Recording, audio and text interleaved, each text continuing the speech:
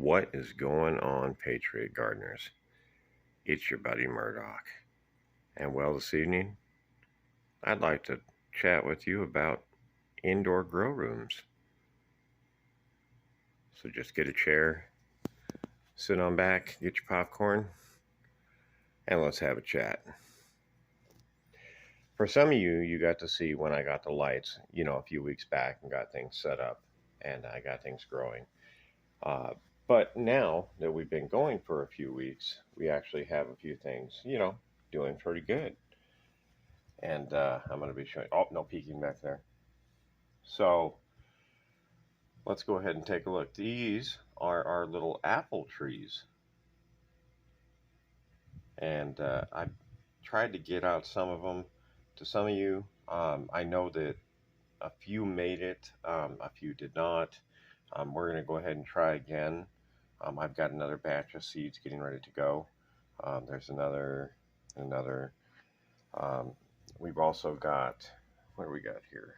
Some Cherokee purple tomatoes that just sprouted. Little baby tomato tree right there of my own upbringing. Cherokee purple. Another tomato tree. Cherokee purple. Tomato tree. You get the gist. We got quite a few. Here's the big girl twos that I actually took a photo and sent up earlier. This is the second generation from Big Girl. So yeah, I'm going to get some of these packed up and mailed out to you guys. But yeah, I want you guys to take a look at this. The whole top here is exactly 32 inches wide from there to the wall, and is exactly 5 feet long from that end to that end right there. And that allows me to put all of this in here. So you can really get a lot going in a very small space. And something like this in a small area does not cost a lot. I'm going to show you how to do this for about, I don't know, 65 bucks with tax, here US. So I'm even going to tell you about these little fans we got. So what we got going on here is some of my favorites that I like to use a lot. These little guys here are just basically takeout trays, and you use the lid underneath. You can actually put it on top, but I got a stick in here. I don't have a problem with these things drying out because I pay enough attention to them. But you can actually put the lid on top. They do have holes in the bottom. I've got it sitting on a drain basin, so any water, excess water, will go directly down underneath there, and I can collect it and reuse it. But yeah, we've got some black crim tomatoes going on here, some early girls. I even got this new variety I'm actually kind of excited to grow, this Abe Lincoln. Looking forward to those popping up. And some garden sage. Got a whole big thing of garden sage going on.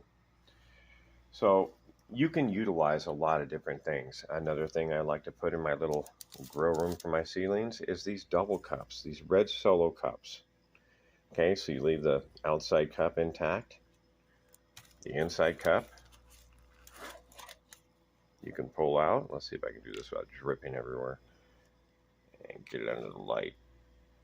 And you drill you about, 3-4 good sized holes, about 1/4 of an inch or so you get a lot of drainage, and that water will actually collect in there. And one of the worst issues that people that grow in containers have is that overwatering causes nitrogen leach. And so your plants basically get starved out after the 3rd or 4th watering because you're washing out all the good stuff. Well, using this little cup method, I can just take this right here and pop over to this guy right here, and there you go, buddy. And all those goodies that would have gone to waste or gone on your concrete or gone outside somewhere else, well, guess what? They just went to feed his little friend. So that's another good little trick, is these red solo cups. I really, really like these. These are my best friend inside the grow room. A lot of people will say that you will lose space.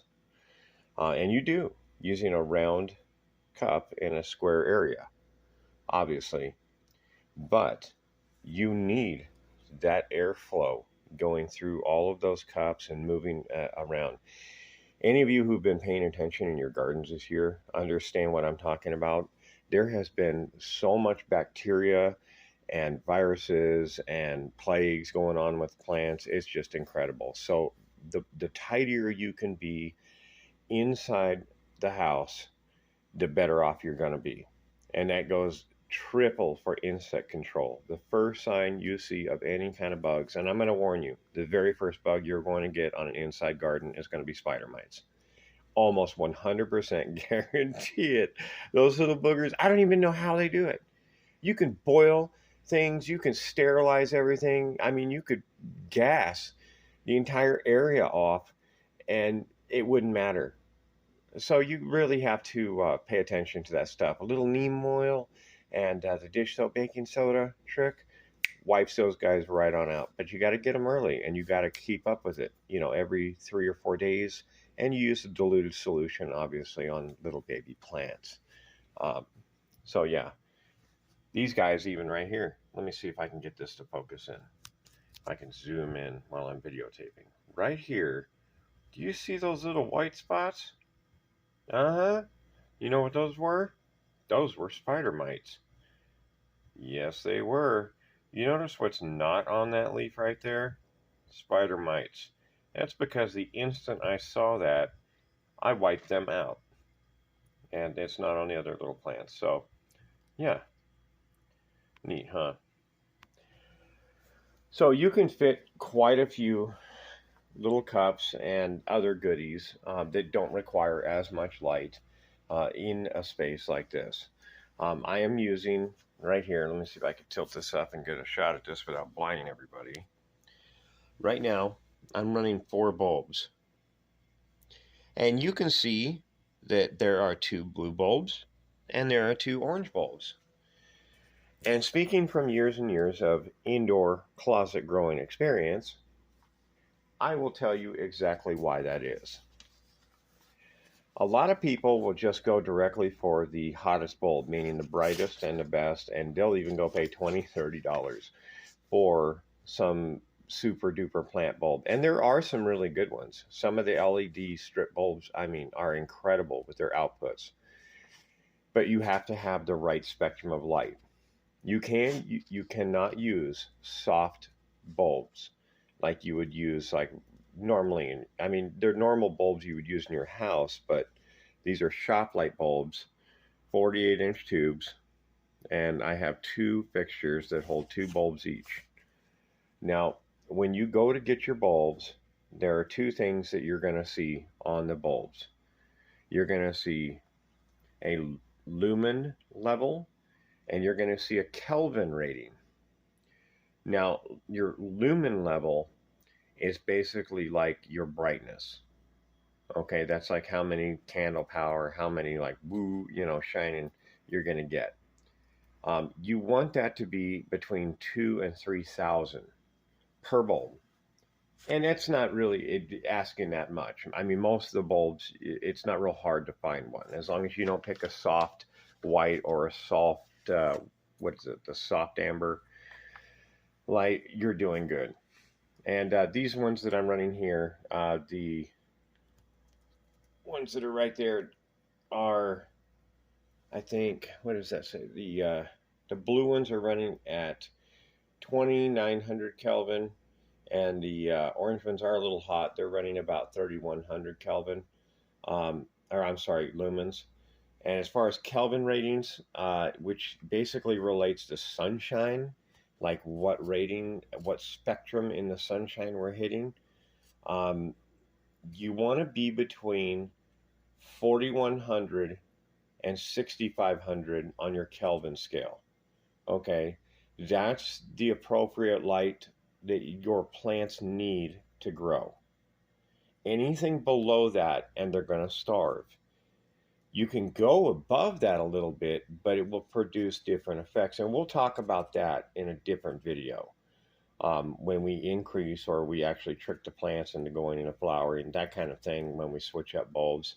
But for seedlings, and basic plant growth and vegetative growth using this combination of bulbs, because I've got two that are running at 4100 Kelvin and two that are running at 6000 Kelvin, which is on the high end, the red-orange spectrum. That's why in autumn we have red-orange skies, and the spectrum of the sun is a little bit reddish-orange. In the winter we have that nice, crisp, blue, white, clean light. That's what we got going on here. So basically what I'm doing is combining both of those together to produce a spring and summer effect at the same time, so that any plants that may be sensitive to photoreaction and actually are triggered by the sunlight they're receiving in Kelvin don't get tricked off and I get early bolting or stuff like that. If I were to run specifically the higher end bulbs, anything above 6000 Kelvin, like if all four of my bulbs were 6000 Kelvin or higher, and that's all I ran, in about 6 to 8 weeks, all the plants that I'm trying to grow, like let's say I'm growing cilantro, is a perfect example. If I had cilantro in here, the cilantro would actually bolt almost immediately, just like what we've been seeing in our gardens. That's what kind of threw me off, was all the bolting that we saw with the basils, the cilantros. I mean, pretty much anything that could bolt early, all the onions, everything. This is a way to keep that locked down so that that doesn't happen. This is also another cool way, using the combination of the light spectrums, to keep plants nice and stalled in a vegetative growth state, so that you can keep them growing, clip them back, bonsai them, doing all sorts of crazy stuff, and then take them out when you're good and ready. To give a good example of that, I want you guys to take a look at this. This is a sweet potato plant right here. Any of you who've ever watched any of my videos, if you look real close, you will see that slice across the top of the sweet potato and that little hook on it. If you look in all the other videos, that's our sweet potato girl still. A year and a half later, and here we are, and I am still getting slips off of this thing. It is crazy.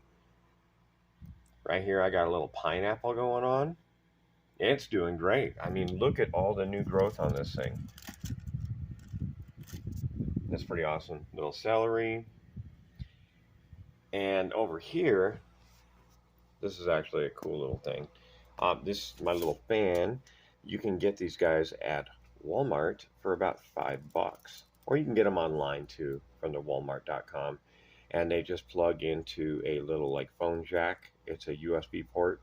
It's for like sitting next to your computer or plugging into your laptop. But they're virtually, I mean, quiet. I mean, just quiet. You'll never even know this thing is on. But underneath this, I'll go ahead and move that for just a minute, is this nice little tote that's all nice and clear. It's got a little bit of gravel rock in it, like a fish tank gravel. So you put you about, ½ inch of that in there. And then you throw you some cuttings from some green onions, the little nubs that you save at the end. And look at what happens. Uh-oh. Look at these guys. Isn't that cool? I got another method that I was doing too, so I was going to show you guys. Get this back on here. And these are pretty cool. I got these for, it's like 99 cents online. They already had little holes in them on the side and everything. So it made perfect little chambers for seeding. This is the easy way for like 5 cents. You throw your onion cuttings, the ends, in a Ziploc bag. Take a real big heavy breath, breathe into that bag and blow it up, and then you just throw it off to the side. They don't really require a whole lot of light to get going. Matter of fact, they can have the outskirts, and they'll do just fine. And in about a week, they'll be ready to go in your garden, and you'll have never-ending green onions.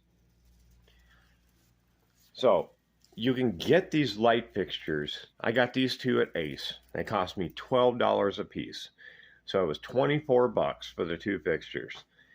The bulbs, I think I paid $4 a piece for. So that's 16 bucks. And then I had to buy 2 of these wires, which were just heavy duty extension cords, 15-foot extension cords, and those were $3 a piece. And then a little fan for 5. My Mylar blanket I got in the camping section at Walmart for 99 cents. And it's actually pretty cool. I put it around the outside of the light, so when I'm in the kitchen or doing anything else, and this actually hangs lower, and I'll go into that in just a second. But when you stand back and actually take a look at it when the Mylar's down, isn't that cool? You can see right through it, and it doesn't hurt your eyes whatsoever. It completely hides all of the UV spectrum and keeps it inside your grow chamber, and none of it gets out. Pretty neat, huh? Not too bad for $1. So, and it also it helps you regulate temperature. You can keep the one end open like I got going here, so the fan can sit up on the little box and blow the air in. It'll circulate and go out the other side. Air circulation inside your little grow chamber is critically important. You need to have adequate airflow. I might even go get another fan just to get the plants moving around a little bit. You want your plants to move just a little bit, kind of like that Mylar is blowing right there. That'll help strengthen their stems and get them growing nice and strong so that when they get outside, they can take what Mother Nature is going to dish them. Okay. Last cool thing I'm going to show you before I actually lower this and show you about light distance from the plants and using ultraviolet tubes and how close you got to be is this right here. Can anybody tell me what those are? That's right. Those are potatoes. And I want you to look at all of the eye growth on these things. I mean, this is just incredible. This is just in a few weeks. So I'm going to be planting some more potatoes here for our fall crop in Arizona, which will be coming up for planting in about 2 to 3 weeks. And I've already got some of the little pieces that were broken off and put them into some of the grow cups. They haven't popped up yet, maybe another 5 to 10 days, and I'm expecting to see them. All you need is a little Tupperware, about 1.5 inches of hay, straw hay, and just pack it around them and set them in there. And the straw hay will help them begin to start drying out and turn into little raisins like that, start looking like old man butt. And that will cause the potato to start its senesce cycle and produce its growth for the next season. So it's basically thinking, okay, I'm already done. It's time to store up everything I got and send it into the babies and get them ready for spring. So in about 2 or 3 weeks, it tricks your potatoes to do that. That way you can basically come in here and keep them under the lights, and I could just reach under here and just boop, pop this guy off and then throw it in a cup, let it grow for, I don't know, 2-3 weeks in here, and then take it outside, throw it in the big grow bag and let it finish off. And boy, oh boy, it's going to be pretty epic. But yeah, and even if you wanted to take these and just put them in, say January or so, and really get them blowing up so that they're ready for you guys in the northern states to throw them in the ground in like April. I'm 2 or 3 months of chitting inside the hay like that and growing. And I said chitting. I didn't say the other word, Barbara. Will give you, enormous starts. I'm sure you'll probably double or triple the amount of potatoes you'll get. I mean, if you look at these guys, they are reacting just wonderfully. Look at that. Isn't that amazing? In just a few weeks, look at what these things will do. And we got a few russets in here too. Look at that. He's like, I'm going to join the party. Yep.